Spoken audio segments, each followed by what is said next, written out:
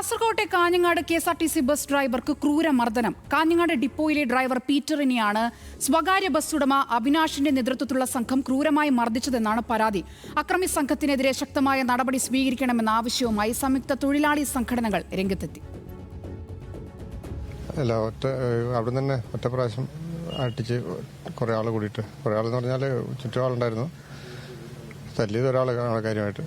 എന്താണ് അങ്ങനെ പ്രകോപനത്തിന് കാരണമെന്നൊന്നും അറിയില്ല. അറിയത്തില്ല, എന്തോ പ്രൈവറ്റ് ബസ്സിന്റെ ആളാന്ന് തോന്നുന്നു. ഞാൻ പ്രൈവറ്റ് ബസ്സിന്റെ ആളാണ്, 7:45 ഞാൻ പോകേണ്ടതാണ് എന്നൊക്കെ പറഞ്ഞിട്ടുണ്ട്.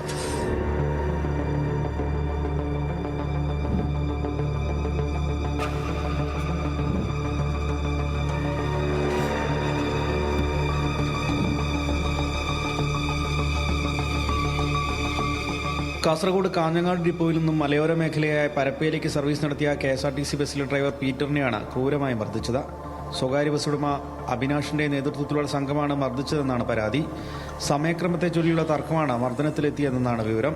തലയ്ക്കും നെഞ്ചിനും പരിക്കേറ്റ പീറ്ററെ കാഞ്ഞങ്ങാട് ജില്ലാ ആശുപത്രിയിൽ പ്രവേശിപ്പിച്ചു. ചികിത്സ തേടാൻ എത്തിയപ്പോഴും ഡോക്ടറുടെ മുന്നിൽ വെച്ചും മർദ്ദിച്ചതായി പരാതിയുണ്ട്. സംഭവത്തിൽ പീറ്ററുടെ പരാതിയിൽ ഹോസ്ദുർഗ് പോലീസ് കേസെടുത്തിട്ടുണ്ട്.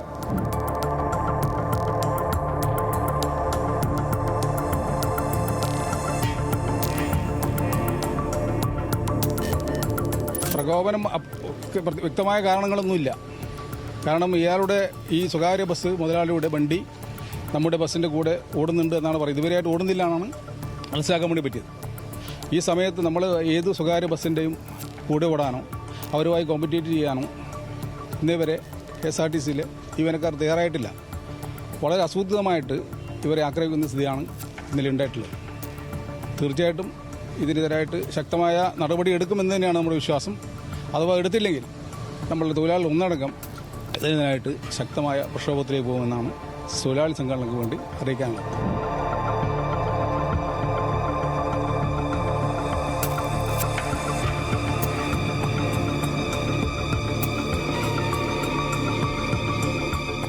ശനിയാഴ്ച വൈകിട്ട് 7:30യോടെയാണ് സംഭവം. സംഘർഷത്തെ തുടർന്ന് നീലേശ്വരം ബിരിക്കുളം വഴി പരപ്പയിലേക്കുള്ള അവസാന ബസ് സർവീസ് മുടങ്ങിയതോടെ യാത്രക്കാരും പെരുവഴിയിലായി. കുറ്റക്കാർക്കെതിരെ കർശന നടപടി സ്വീകരിച്ചില്ലെങ്കിൽ ശക്തമായ പ്രക്ഷോഭ പരിപാടികളുമായി മുന്നോട്ടു പോകുന്ന KSRTC സംയുക്ത തൊഴിലാളി യൂണിയൻ മുന്നറിയിപ്പ് നൽകി.